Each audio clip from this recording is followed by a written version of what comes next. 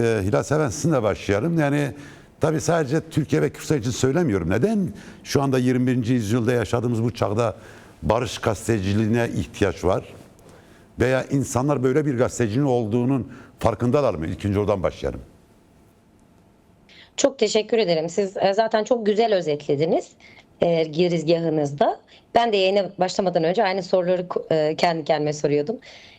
Yani 21. yüzyılda artık yapay zekayla her şeyin neredeyse çözüldüğü, insanların artık işlerini bile robotların yaptığı bir yerde biz hala niye barış gazeteciliğini yapalım diyoruz, kendisini yapmıyoruz. Bu korkunç bir durum. Bu hepimizin canını yakan, özellikle bu sizin de az evvel bahsettiğiniz gibi savaş mağduru olan halkların, barış özlemi içerisinde olan halkların özellikle en çok ilgilendiği, en çok ihtiyaç duyduğu bir şey medyanın, basının, dilinin barışçıl olması. Tabii bu bizim Türkçe basından bahsedecek olursak Türkiye'de çok uzun yıllardır hiç konuşulmamış öznesi barış olan cümleleri insanlar kurmaya utanıyor, korkuyor. Öyle bir coğrafya zaten. Üzerine hiç kafa yormadıkları, gerçekten ne yapabiliriz? Bununla ilgili nasıl eğitimler yapılabilir? Nasıl programlar yayınlanabilir? Hiç üzerine düşünmediği bir konu olduğu için daha yeni yeni maalesef biz konuşmak zorunda kalıyoruz. Neden şu Peki anda şöyle bir çok sorulara devam gerekli? edelim. İstersen devam edin de barış gazeteci dediğimiz zaman neyi kastediyoruz? Yani birkaç başlık söyler miyiz? Söyleyebilir miyiz? Yani Tabii ki. Yani şu barış bir gazeteciliği kere evet. evet, bir kere yani çok basit bir şekilde normal bir gazeteci, işini düzgün yapan bir gazeteci zaten barış gazeteciliği yapıyordur. Nedir? Şimdi 6 tane temel sorumuz var zaten sorduğumuz. Siz gazetecilere önce şunu sorarlar. Bu işi niye yapmak istiyorsun? Köklü bir türlü bitmez bir merak varsa o insan gazeteci olur. Dinmeyen bir merak söz konusudur. Tanırsınız, anlamaya çalışırsınız, ne zamanın nasılını geleceğini bilmek istersiniz. Bunun içerisinde adiliyet duygusu gerekli, doğru olması gerekir, etik davranmanız gerekir, dengeli konuşmanız, araştırma yapmanız, vicdanlı olmanız gerekir. İnsansınız sonuçta. Dürüst habercilik yapmanız gerekir. Zaten bunları yaptığınızda aslında barış haberciliği yapıyorsunuz. Bunların dışına çıktığınızda işte savaş gazeteciliği dediğimiz bugünlerde maalesef hepimizin maruz kaldığı şey yaşıyoruz şu anda. Evet. Dinliyorum, sizi dinliyorum. Buyurun. Evet. Ya bununla beraber mesela ne önemli? Şimdi sizin yaşadığınız şu anda ülkede ya da diyelim diğer arkadaşım Melike Aydın'ın kaldığı şehirde orada olan olaya göre gazeteci nasıl refleks bileceğini bilir. Sahaya indiğinizde siz maalesef bir trafik kazasının haberini veriyorsunuz. Elbette ki gül oynaya vermeyeceksiniz, değil mi bunu? Savaşın olduğu bir coğrafyada siz savaştan bahsediyorsanız bunu daha fazla körükleyemezsiniz. İnsanları ayrıştırıcı bir dil kullanamazsınız. Çünkü hiç kimsenin işine gelen bir şey değildir savaş. İnsanlar ölmek istemezler. Kimse temelinde öldürmek istemezler. Böyle atmosferlerde bulunduğunuzu bir kere serin kanlı olmak zorundasınız. Kimler birbiriyle niye savaşıyor? Her gazetecinin temel işi budur. Bir yerde bir sorun varsa gidip onu haberleştirmek istiyorsa önce geçmişini araştırır. Ne olduğunu okur, birçok kişiye danışır, sahaya indiğinde sorunun muhataplarıyla birebir konuşur. Bakın araya çevirmenleri koymaz. Şimdi Kürtlerin sizin bu ölçülerinizi kabul edersek Türkiye'de çok az sayıda gazeteci kalmış oluyor. bana göre çok az sayıda Peki gazeteci bir şey daha var gayet. soracağım. Yani tabii hep kafama takılmıştır. Yani ben de bu konuda biraz kafayı yorduğum zamanla hepimiz yormak zorundayız ayrıca. Tarafsızlıkla objektiflik arasında bir durum mudur? Mesela biz yani tarafsız mı olmamız gerekiyor? Yani örneğin kadınlardan yana taraf koymak, ezilen bir çocuğun hakkını savunmak, kamunun hakkını savunmak, devlete karşı, egemen güce karşı ezilenin yanında taraf tutmak kötü bir şey midir? Yani burada bu barış gazeteciye çelişen bir durum mudur? Bakın çok güzel söylediniz. Gerçekten dediğiniz gibi bu taraf kısmı çok önemli. Geçtiğimiz aylarda yine sevdiğim bir gazeteci arkadaşım var, Frederick Gerding. Onun böyle bütün gazetecilik aslında aktivizmdir diye bir kitabı çıktı. Mesela güzel bir ifade. Neden aktivizmdir? Çünkü gazetecinin tarafı gerçeklerdir, değil mi? Adaleti sağlamaya çalışır. Bakın gazeteci sesini duyuramayan kişinin sesi olmak için bu işi yapar. Birilerinin yaşadığı olayı kendisine izah etme durumu yoktur. Biz bu nedenle devreye gireriz. Eğer siz aciz durumda olan, haksızlığa uğramış, diyelim ki öldürülmüş, haksız yere cezaevine konulmuş, kendisiyle ilgili ağır ithamlarda bulunmuş insanlarla ilgili yazıp çizmeyecekseniz zaten bu gazetecilik değil. Doğal olarak hak arayışlı bir gazetecilik olmak zorundadır. Siz hak arıyorsunuzdur. Bunu bir siyasetçi, aktivist olarak yapmıyorsunuz ama bunu gazeteciliğinizle, haberciliğinizle yapıyorsunuz. Yani gazetecilerin daima tarafı vardır. Şimdi çok eski gazetecilik üzerine olan filmlere bile gidip baktığınızda görürsünüz. Gazeteci mesela işte savaş esnasında son noktada bırakır fotoğraf makinesini bir tarafa, öldürülmek üzere olan bir tane sivili kurtarmaya çalışır. Böyle bir iştir bu. En nihayetinde herkes insan, en nihayetinde biz insanız. Bunu göz önünde bulundurduğumuz sürece yaptığımız işi, yani eğer bunun adı gazetecilikse, hakkaniyetli ve doğru bir şekilde yapacağımıza inanıyorum. Yani siz mesela diyelim ki bir kadın erkek şiddetine maruz kaldı, güpegündüz sokak ortasında öldürüldü. Bununla ilgili bu haberi yaparken dilinize dikkat etmiyorsanız, işte kadının hak ettiğini düşünecek ifadelerde bulunuyorsanız, işte böyle onu sürekli suçlayıcı, rencide edici, onursuzlaştırıcı bir dille yazı yazıyorsunuz. Siz gazeteci değilsiniz zaten. Bir Evet. kere insan haklarına saygılı değilsiniz. Şimdi tabii Hilal Sever'in bugün bir tane tweetine rastladım, daha doğrusu X platformunda şöyle yazmış. Jintebe hariç diğerini ayırmadan söylüyorum. Alternatif, bağımsız, özgür, sosyalist, demokrat fark etmezsiniz. Bütün TV ve YouTube yayınlarında erkekler konuşuyor. Kadının sesi yaşamın sesidir. Bir anlayın artık. Şimdi gerçekten tabii burada ben önemsiyorum bunu. Yani kesinlikle kadının renginin, yani sadece renginin değil, kendisinin medyada dominant hale gelmesi gerekiyor. Bu erkek egemen anlayışın değişmesi için kimse bu konuda hani kızmasına gerek yok. Bu eleştiri belki sınırları biraz zorlamış ama bence doğru yerinde bir eleştiri. Şimdi buradan bakınca Barış gazeteciliğinde yani erkek egemen ideolojisinin ne kadar bir etkisi var? Yani bugün yaşadığımız şeyde yani hala bir etki hissediliyor musun? Barış gazeteci de erkek egemen ideolojisi arasında bir çizgi çizmemiz gerekiyor mu? Elbette ki değindiğiniz nokta çok önemli. Şimdi soruyu kadının sormasına bile müsaade etmiyorlar. Şimdi bir haberi izlemek için ben de açıyorum, yayın programlarına bakıyorum mesela. Yani o programda iki kadın, iki erkek ya da bir kadın, üç erkek konuk olarak katıldığında kadınların cümleleri kesiliyor, soru sormalarına izin verilmiyor, görüşleri önemsenmiyor, kendilerine soru yöneltilmiyor. Çünkü erkek kendisinde konuşmayı, sürekli anlatmayı, en doğruyu ben bilirim, ben ifade ederim, reva görüyor. Ben bunu erkekleri Kürt, Türk vesaire ayırmadan böyle hedef tahtasına koymak için söylemiyorum. Bu yani bin yıllardır böyle gelmiş gitmiş. Az evvel Melike arkadaşımızın dediği bir yere de bağlamak istiyorum bunu. Devletin mesela dili. Devlet zaten erkektir. Devletin erilliğiyle alakalı biz bir eleştiri yapmıyoruz.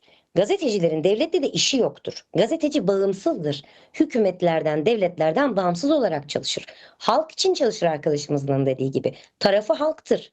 Şimdi kim halkın yanında?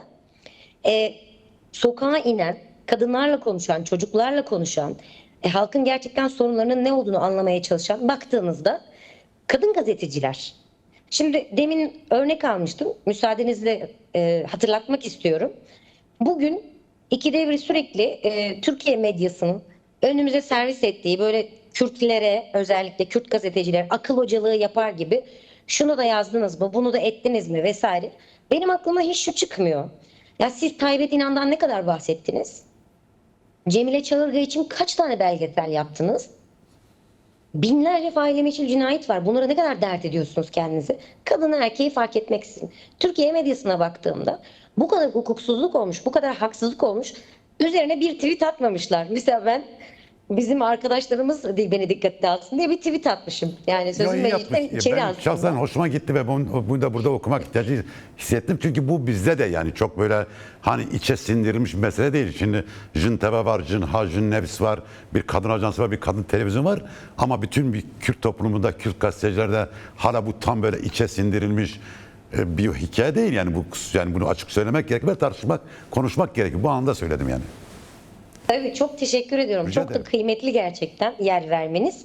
Şimdi bunlar önemli. Neden bunu söylüyorum? Kaç tane gerçekten gazeteci programımıza katıldığına ısrarla Taybet İnan'ın, Cemile Çağırgan'ın altını çizecek. Sorarım ben. Bunu İşte kadın gazeteciliğini Türkiye'de yani değil dünyada örnek haline getirmiş arkadaşlarımızın, Melike de onlardan bir tanesi çalıştığı kurum itibariyle, çok daha iyi bildiğini biliyorum. Şimdi biz niye buraya bakmıyoruz? Oradaki haberlerden neden faydalanmıyoruz?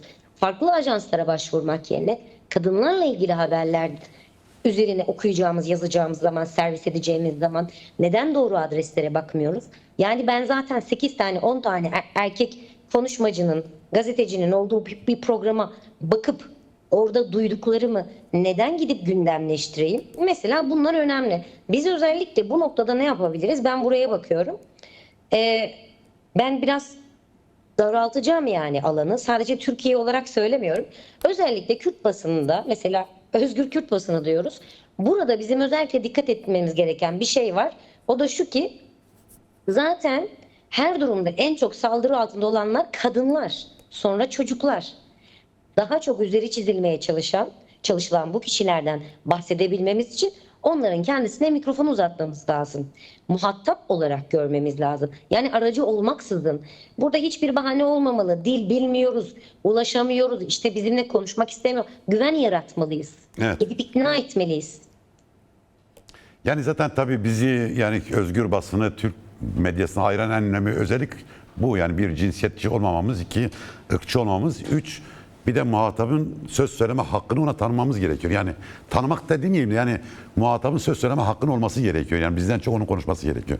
Şimdi, evet. Şimdi Hilal Seven, şimdi sizin yaptığınız araştırmalarda Türkiye medyasına böyle cinsiyetçi ve ırkçı, bu kadar açık cinsiyetçi ve ırkçı medya benzeyen bir medya var mı? Örneğin İngiltere, Fransa, Almanya medyası. Bir kıyaslama yapar mısın? Mesela hani İngiltere'de de, Almanya'da da, Fransa'da bulvar basın var. Orada da hani tırnakça magazin basın içerisinde işte cinsiyetçi yaklaşımlar var, ama bu kadar mıdır gerçekten? Böyle bir kıyaslama yapmanız mümkün müdür? Elbette ki çok önemli bir soru. Yani elimden geldiğince, dilim döndüğünce kıyaslama yapmaya çalışırım. Şimdi Türkiye'ye göre bir kere, yani Türkiye korkunç bir durumda. Yani Türkiye ne Almanya ile, ne Fransa, ne İngiltere ile asla kıyaslanamaz yani. Türkiye'deki cinsiyetçi dil, ırkçı nefret dili neredeyse milyonların yani diline pelesenk olmuş, işlemiş. Ama Avrupa bunu, sadece Almanya olmasın, bütün Avrupa Birliği ülkeleri olsun, çeşitli reformlarla, yasalarla yıllar içerisinde değiştirmeyi başarabilmiş.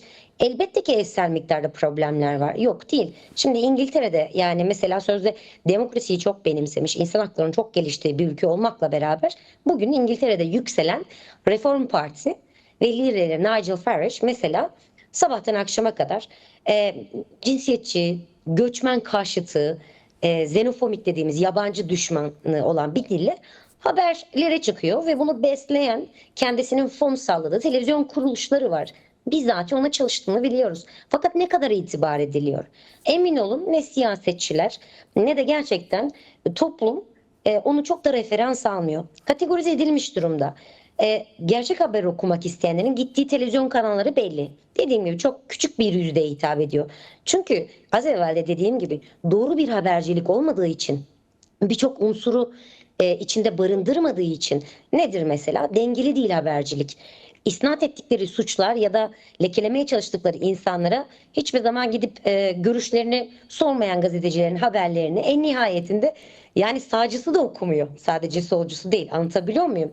Doğal olarak habercilik kültürü çok benimsenmiş durumda. Siz Almanya ve diğer ülkeleri eminim benden çok daha iyi bilirsiniz. Ama benim genel olarak gördüğüm, bir örnek vermem gerekirse, Evet.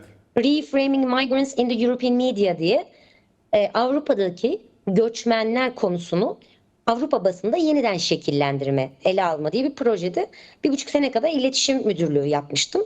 Bu proje kapsamında birçok Avrupa ülkesine gitmemiz gerekti. STK'larla görüştük.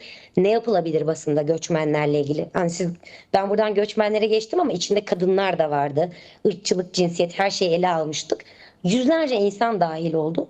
Milyonlarca euro yatırıldı o projenin hayata geçmesi için. Pilot bir projeydi. Ve o sadece hasar tespiti içindi. İl il, şehir şehir, küçük basın kuruluşlarına gidildi. Orada nasıl habercilik yapılması gerektiğiyle ilgili insanların fikirleri soruldu. Az evvel arkadaşımın dediği gibi, mesela erişim engeli varsa nasıl ortadan kaldırılır, nasıl fon yaratılabilir, olanaklar nasıl sağlanabilir gibi ciddi araştırmalar yapıldı. Avrupa Avrupa Birliği'nin bence bu bir kararı. Çünkü bu projeye Avrupa Birliği fonluyordu. Avrupa Birliği geleceğin en yakıcı probleminin göçmen sorunu olduğunu canı gibi bildiği için varını yoğunu medyada, basında, kültürde buraya şu anda akıtıyor. O yüzdendir ki siz de görüyorsunuzdur en çok bu konunun üzerine gidiyorlar. Türkiye'nin ise bu noktada sizler daha iyi bilirsiniz. Yiyecek çok ekmeği var. Maalesef çok geride. Hilal Seven, tabii şimdi dijital medyada bir olay var. Yani çok geniş bir meseleden bahsediyoruz. Ve dijital medyanın hayatımıza girmesiyle beraber işte elimizdeki bir smartphone veya da bir cep telefonuyla saatte demeyeyim ama saniyede, dakikada yüzlerce, binlerce görüntü ve haber önümüze düşüyor.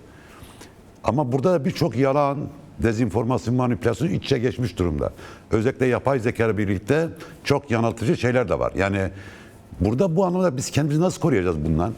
Yani bir taraftan dijital medya hayatımızı kolaylaştırıyor. Belki bir tane erken ulaşıyoruz ama diğer tarafta sanki sıradan insanları, bizi esir almış durumda. Yani sanki bizi kuşatıyor ve bizim nasıl yaşamamız gerektiğini o bize dikte ediyormuş, geliyor bana.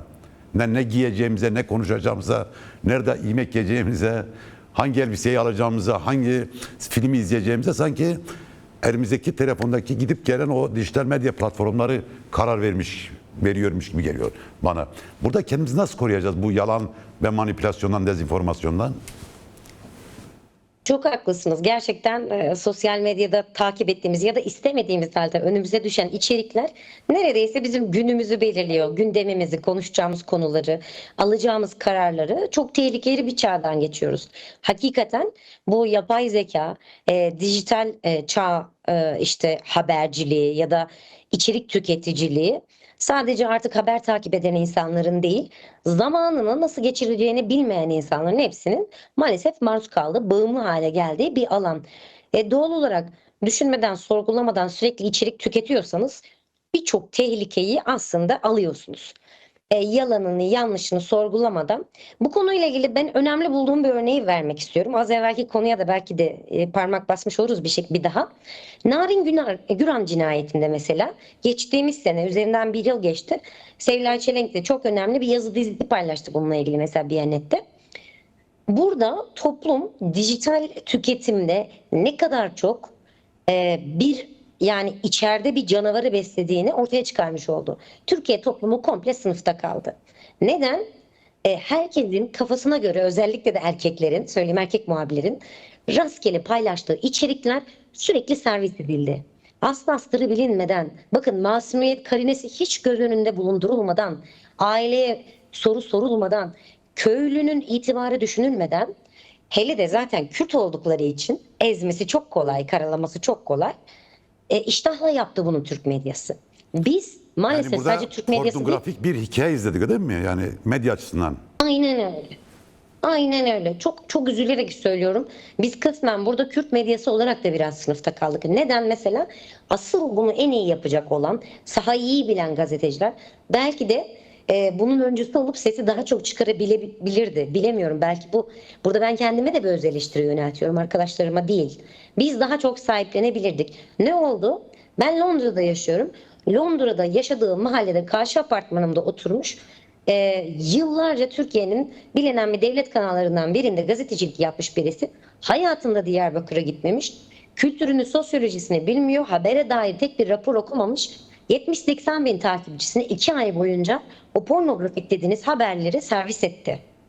Şimdi bir kere burada gazeteci olmayı bırakalım, insan olmak lazım. Evet. İnsan olan öyle yapmaz. Avrupa'da bunun önüne nasıl geçiyoruz mesela Cahit Bey? Onu anlatayım. Şimdi bir kere polisi övmek için söylemiyorum ama güvenlik güçleri bir olay olduğu zaman hızlıca bunu servis bile etmiyor basına. Siz daha davası görülmemiş bir şey kafanıza göre alıp haberleştiremezsiniz. Yani evet, tabii Avrupa'da Çok bir olay dikkat etmeniz gerekiyor. olduğu zaman sanıkın ismi verilmez, işte yaşı verilmez. Sonradan Tabii yani ki. aşama aşama verilir, evet. Doğru.